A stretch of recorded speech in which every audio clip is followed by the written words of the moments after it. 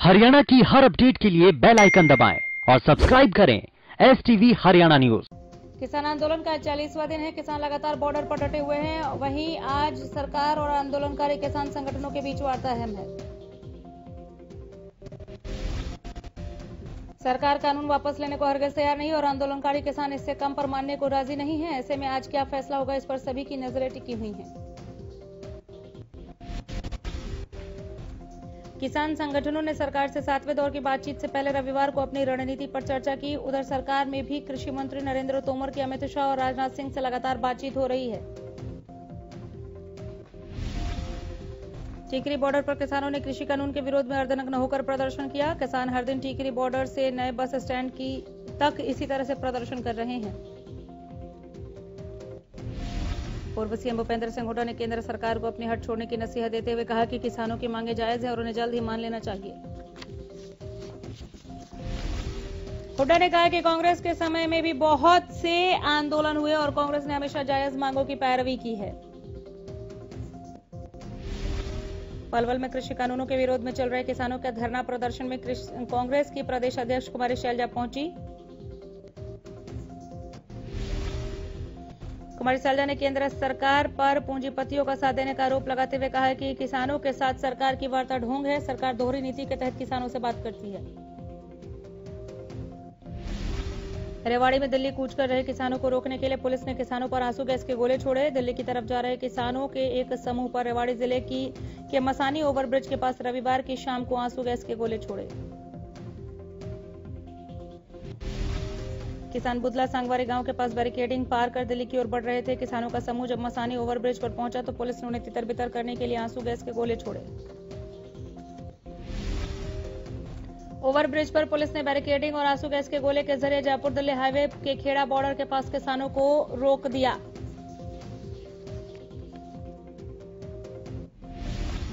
कांग्रेस के राष्ट्रीय महासचिव रणदीप सुरजेवाला उचाना के खटखट टोल प्लाजा पर कृषि कानूनों के विरोध में चल रहे किसान धरने को समर्थन देने पहुंचे।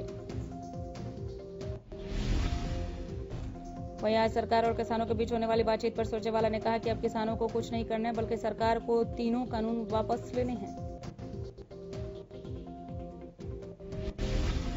सिरसा में दोनों टोल प्लाजा गांव भावदीन और खुइया मलकाना पर 10वें दिन भी किसान डटे रहे। भावदीन टोल प्लाजा पर किसान नारेबाजी कर सरकार का विरोध करते दिखे। कैथल से स्टूडेंट फेडरेशन ऑफ इंडिया के बैनर तले छात्रों और किसानों का एक जत्था गोहाना पहुंचा। इस दौरान किसान और छात्रों ने सरकार के खिलाफ नारेबाजी करते हुए तीनों कृषि कानूनों को रद्द करने की मांग की।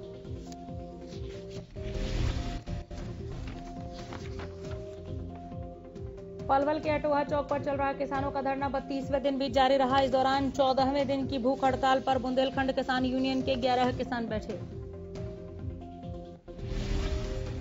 प्रदेश में कोरोना के आंकड़ों में लगातार गिरावट दर्ज की जा रही है। बीते 24 घंटे में 218 नए मरीजों की पुष्टि की गई।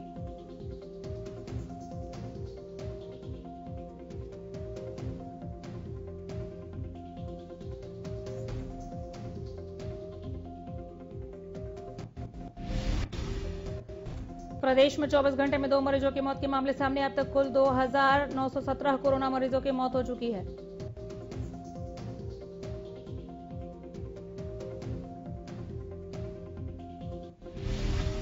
सिरसा के गांव बेगो में एक शख्स की करंट लगने से मौत हो गई। दरअसल शख्स डेरा बाबा भूमण शाह में निशान साहिब स्थापित कर रहा था। उसी दौरान निशान साहिब 11,000 वोल्टेज के तारों से टकरा गया।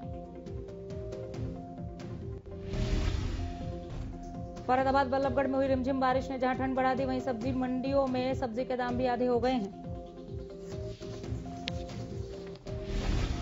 सोना के कायाकल्प आश्रम में 1 दिवसीय राज्य स्तरीय योग शिविर का आयोजन किया गया। हरियाणा योग परिषद के तत्वाधान में योग शिविर लगाया गया।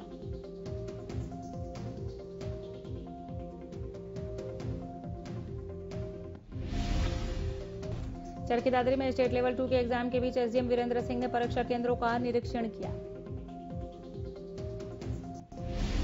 वारा सिविल रोड पर चोरों ने एक बिजली की दुकान में चोरी की। चोरों ने चोरी करने से पहले आसपास के लगे सीसीटीवी कैमरे की तारों को काटा और चोरी की घटना को अंजाम दिया।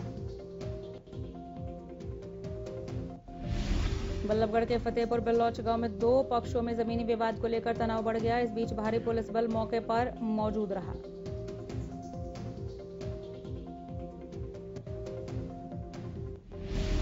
दिल्ली एनसीआर में ठंड के बीच जोरदार बारिश से मौसम का मिजाज बदल गया। दिल्ली एनसीआर के अधिकतर इलाकों में रविवार तड़के से गरज के साथ तेज बारिश हो रही है।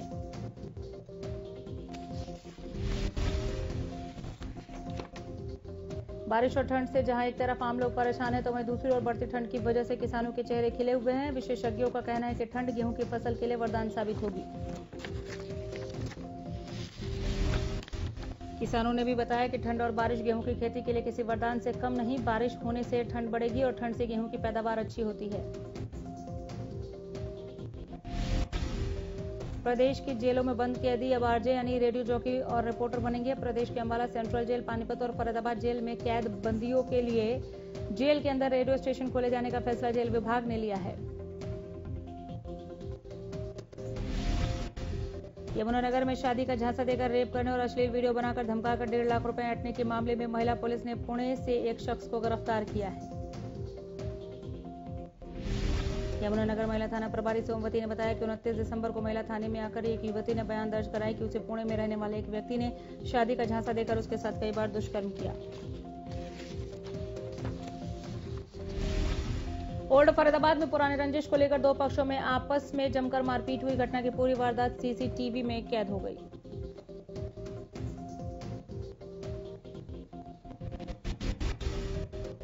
इस घटना में घायल पीड़ितों का आरोप है कि घटना के बाद उन्होंने इसकी शिकायत महिला थाने से लेकर ओल्ड फरीदाबाद थाने में भी की, लेकिन किसी ने भी आरोपियों के खिलाफ कोई कार्रवाई नहीं की।